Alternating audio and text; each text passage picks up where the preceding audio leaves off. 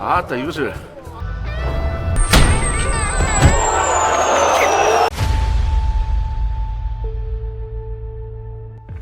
Okay, boys, here we go.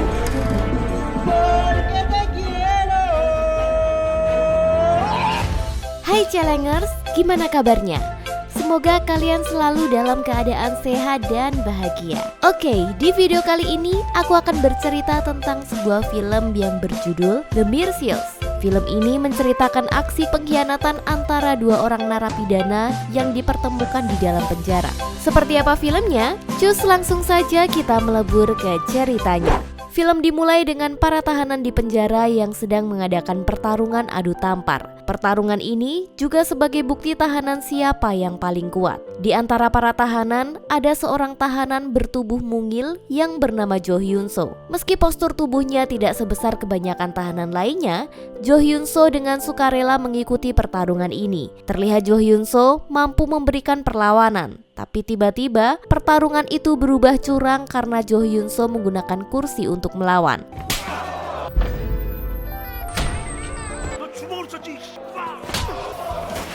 Akibat insiden itu seketika suasana menjadi semakin kacau. Akibatnya, Jo Hyun So menjadi sasaran emosi tahanan lainnya. Namun, karena badannya yang kecil, ia jadi sangat lincah untuk kabur. Bahkan dia dengan mudah menghajar tahanan lain. Akan tetapi, aksinya ini langsung dihentikan oleh petugas penjara.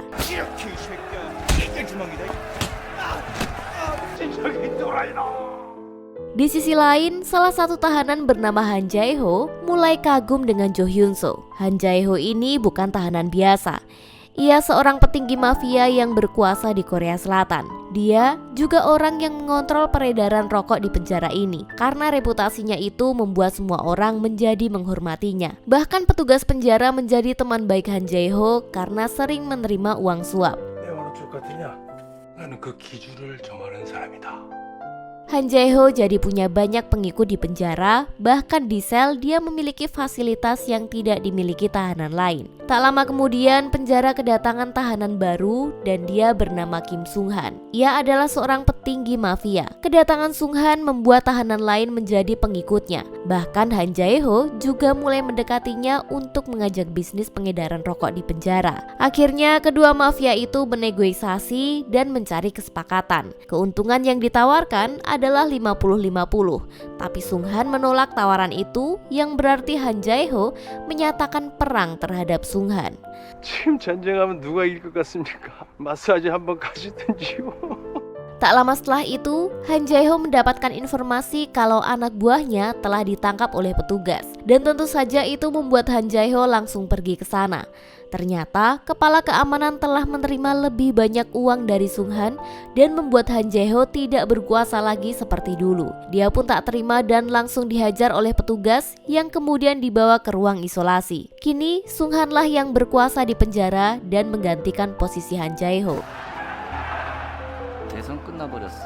Di sisi lain, Jo Hyun So yang berhasil keluar dari ruang isolasi tak sengaja berpapasan dengan anak buah Sung Han yang terlihat membawa pisau yang berniat untuk membunuh Han Jae Ho. Sontak, Jo Hyun So langsung menghentikan aksi pembunuhan itu dan malah berujung perkelahian.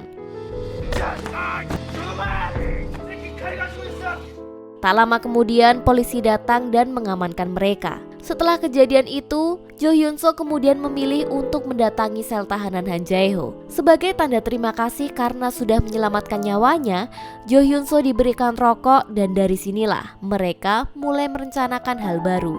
Mereka datang ke kantor kepala keamanan, di mana Jo Hyun So menunjukkan foto penyelundupan rokok di dalam penjara yang ada di HP-nya. Karena takut kepala keamanan, ia langsung menghancurkan HP itu. Namun siapa sangka, ternyata foto-foto itu sudah tersebar ke publik. Di sini, Jo Hyun So mengancam jika permintaannya tidak dipenuhi, maka bukti tersebut akan diberikan ke kejaksaan. 일주일 동안 연락이 없거나 검찰로 넘어갈 겁니다. Karena merasa terancam, akhirnya kepala keamanan menuruti permintaan mereka. Adegan pun berpindah di dapur. Di sini Han Jae Ho telah menyekap Sung Han dan menyiramkan air panas yang membuat Sung Han teriak kesakitan. Han Jae-ho bertanya, apa alasan Sung Han berusaha untuk membunuhnya, dan ternyata Sung Han mendapatkan perintah dari Go Byung-chul. Go Byung-chul berjanji akan memberikan Sung Han keuntungan 30% dari bisnisnya jika berhasil membunuh Han Jae-ho. Karena tak percaya dengan omongan Sung Han Jae-ho terus-menerus menyirami tubuh Sung Han dengan air panas hingga tewas. Adegan beralih kepada bos mafia yang bernama Go Byung-chul, yang ternyata dia merupakan bos dari Han Jae-ho.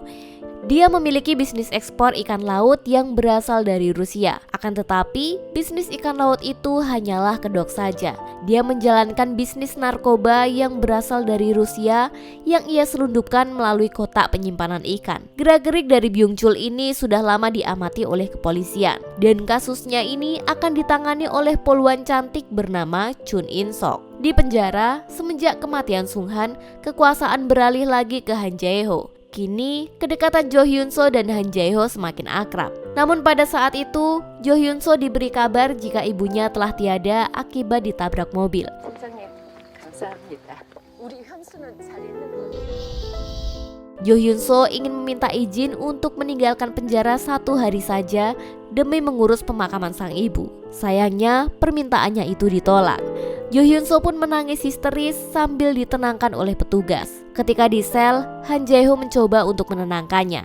Tetapi setelah itu malah terjadi perkelahian di antara mereka. Keesokan harinya, Jo Hyun-so mendapatkan izin dari kepala keamanan untuk meninggalkan penjara hanya 1 hari saja demi melihat ibunya. Tentu saja, izin itu hasil dari campur tangan Han Jae-ho yang telah berhasil menyogok kepala keamanan. Setelah kembali ke penjara, Jo Hyun-so disambut hangat oleh Han Jae-ho. Mereka terlihat ngobrol serius dan kemudian menawarkan Jo Hyun-so untuk menjadi anggota gengnya setelah keluar dari penjara. 여기서 나가면 진짜로 나랑 같이 한번 일해볼래? Namun sayangnya, Han Jae-ho mendapat kenyataan kalau Jo Hyun-so ternyata merupakan seorang polisi. 나 경찰이야. Oke, kita flashback sebentar. Terlihat Chun In-sok mulai bergerak menangani kasus Byung-chul. Namun, dia tidak memiliki bukti yang cukup kuat untuk mengungkapkan transaksi narkoba dengan pihak Rusia. Kemudian Chun In-sok mendapatkan informasi jika salah satu anggota Byung-chul, yaitu Han Jae-ho, ada di penjara. Mendengar informasi itu, Chun In-sok akan mengirimkan agen rahasia ke penjara dan mengungkap perencana Byung-chul. Selain itu, penyamaran ini juga untuk menemukan bukti tentang bisnis narkoba.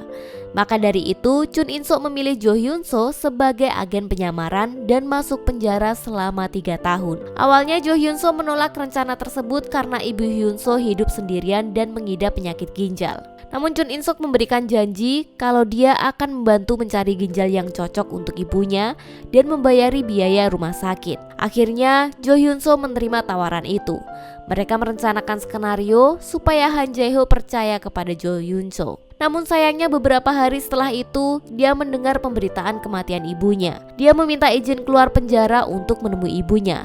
Tetapi ternyata permintaan itu ditolak. Tapi berkat kebaikan Han Jae-ho yang menyogok pihak kepolisian, dia akhirnya bisa keluar penjara untuk melihat pemakaman ibunya. Dan dari sinilah, Jo Hyun-so malah lebih percaya kepada Han Jae-ho daripada pihak kepolisian. Dan karena kepercayaan inilah membuat Jo Hyun-so mengaku sebagai seorang polisi kepada Han Jae-ho. Singkat cerita, Han Jae-ho bebas dari penjara. Dia menceritakan semua informasi kepada Go Byung-gap yang juga merupakan salah satu petinggi mafia.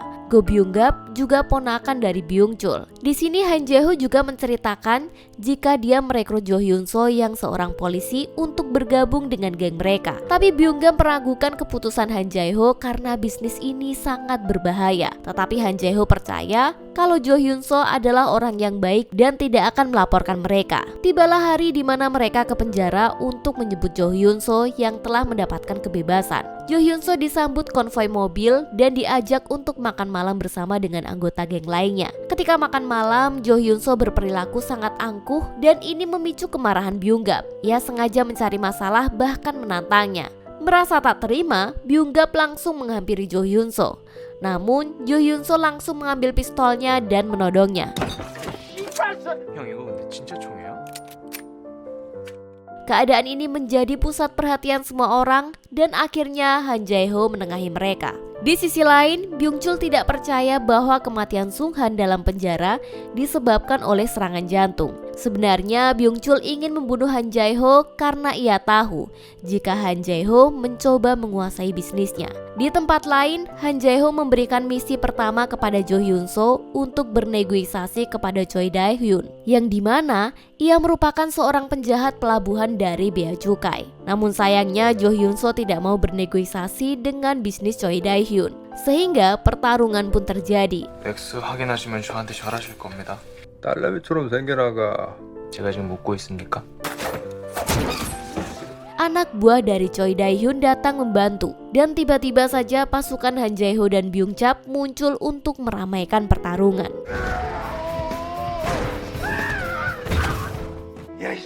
Semenjak bebas dari penjara, Jo Hyun-so menyadari kalau jam tangan yang ia pakai selama ini ternyata alat penyadap dari pihak kepolisian. Kemudian ia menggunakan jam tangan itu untuk memukul Choi Dae-hyun hingga rusak dan mengakibatkan Choi Dae-hyun tewas. Setelah itu, Jo Hyun-so memberikan barang rampasan kepada Byung Chul sesuai kesepakatan. Byung Chul pun memuji hasil kerja keras Jo Hyun-so karena telah berhasil menyelesaikan tugas pertamanya. Malamnya, mereka pergi ke klub malam untuk berbisnis dengan rekan mereka dari Rusia. Mereka duduk di luar agar bisa menikmati suasana dan berencana bertemu dengan bos Rusia.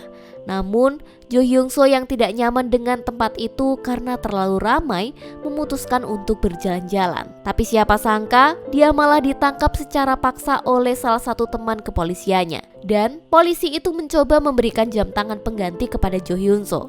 Namun ia menolaknya. Setelah itu, tiba-tiba saja terdengar teriakan dari Han Jae-ho yang sedang mencari Jo Hyun-so. Untuk menghindari kecurigaan, Jo Hyun-so dengan sengaja memukul teman polisinya. 제가 일부러 보려고. 정말 변태 새끼. Setelah kejadian itu, Jo Hyun-so menceritakan kepada Han Jae-ho kalau orang tadi itu seorang polisi yang juga lagi mencari informasi tentangnya. Han Jae-ho yang merasa ragu dengan Jo Hyun-so akhirnya menggeledah seluruh badannya. Apakah ada penyadap lainnya? Setelah itu Han Jae-ho mengajak Jo Hyun-so ke suatu tempat, yaitu tempat di mana Han Jae-ho memulai bisnis narkoboy. Ia menceritakan bahwa sudah banyak orang yang mengkhianatinya. Bahkan bos mereka sendiri tidak percaya kepadanya. Keesokan harinya, Han Jae-ho memberitahu Byung Chul kalau mereka akan melakukan transaksi narkoboy jenis baru dengan Rusia. Mereka mengembangkan bisnis ini hingga ke seluruh Korea. Tapi karena transaksi itu jumlahnya besar, pihak kepolisian akan mudah melacak mereka. Han Jae-ho bilang pada Byung Chul kalau ia yang akan menangani transaksi itu. Di sisi lain, Jo Hyun-so sedang mengunjungi makam ibunya dan tiba-tiba dia diculik oleh sekelompok orang yang membawanya ke suatu tempat. Jo Hyun-so ditanya mengenai Han Jae-ho. Dia bahkan disiram bensin sebagai ancaman.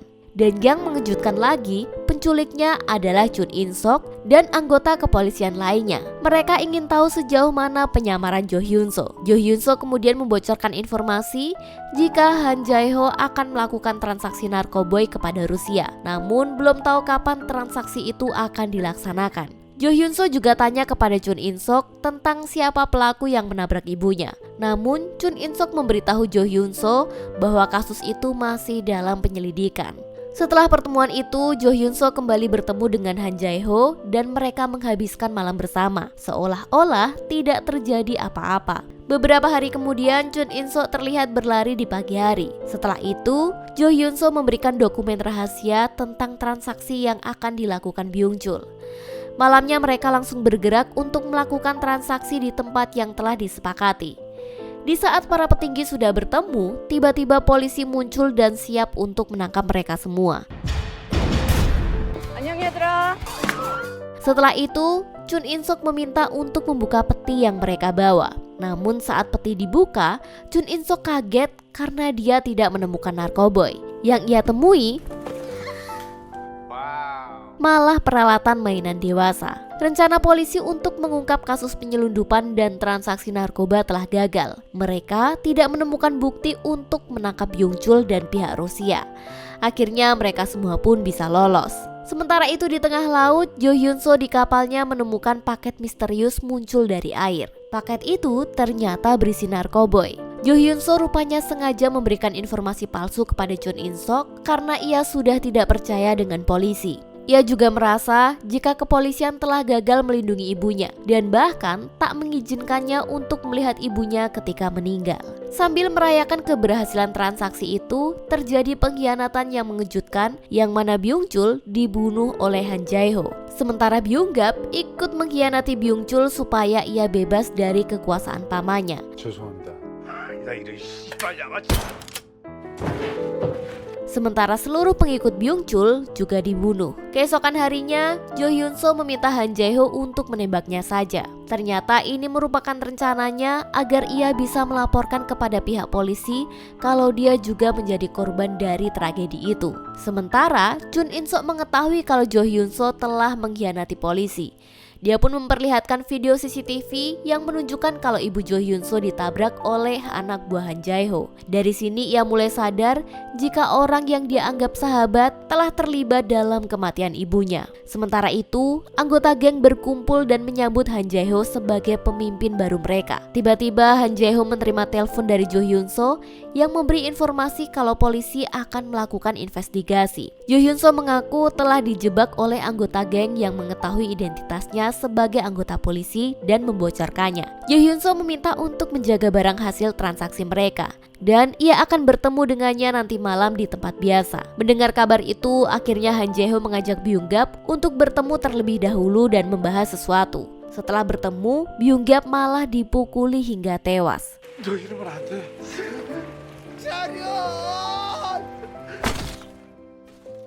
Setelah membunuh Byung-gap, Han Jae-ho merapikan barang-barangnya dan pergi untuk bertemu Jo Hyun-so. Saat Han Jae-ho tiba di lokasi, dia merasa ada yang janggal. Dia melihat ada mobil asing terparkir di lokasi itu. Di sini Jo Hyun-so langsung mengatakan jika ia sudah tahu jika Han Jae-ho lah yang telah membunuh ibunya. Han Jae-ho kemudian menodongkan pistolnya ke arah Jo Hyun-so karena merasa sudah dihianati. Di sini Han Jae-ho mengakui perbuatannya jika ia yang membunuh ibunya. Tetapi ia tak mampu untuk menembak Jo Hyun-so karena ia masih merasa punya empati dalam hatinya. Jo Hyun-so kemudian duduk dan memberitahu kalau polisi sebentar lagi datang. Dia juga telah menemukan bukti di mobilnya dan polisi akan segera menangkap Han Jae-ho. Tiba-tiba saja mereka mendengar suara dari luar. Han Jae-ho langsung menembaki polisi yang mulai mendekat. Tapi ketika polisi memasuki ruangan, mereka tidak menemukan Han Jae-ho. Jo Hyun-so menunjuk ke arah luar. Ia menunjukkan di mana Han Jae-ho pergi. Polisi langsung bergerak menuju ke arah yang ditunjuk dan mengejarnya.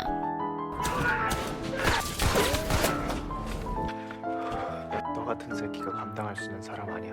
Polisi mengira jika Han Jae-ho sudah tewas. Akhirnya polisi menggunakan Jo Hyun-so sebagai tameng untuk mendekati Han Jae-ho. Dan tak diduga, ternyata dia belum tewas dan malah membunuh polisi itu. Kemudian ia berencana untuk membunuh Jo Hyun-so. Tapi karena dia tidak tega, akhirnya dia memutuskan untuk pergi. Namun siapa sangka, tiba-tiba dari arah belakang Han Jae-ho ditabrak menggunakan mobil oleh Jo Hyun-so seperti yang dilakukan terhadap ibunya. 근데 나는 형 믿어요. 형 엄청 출세했네. Dan setelah itu, melihat Han Jae-ho dalam kondisi sekarat, Choo In-sok langsung mengamankannya dan mengambil kunci mobil untuk sebagai barang bukti. 나 같은 실수하지 마라. Dan film pun tamat.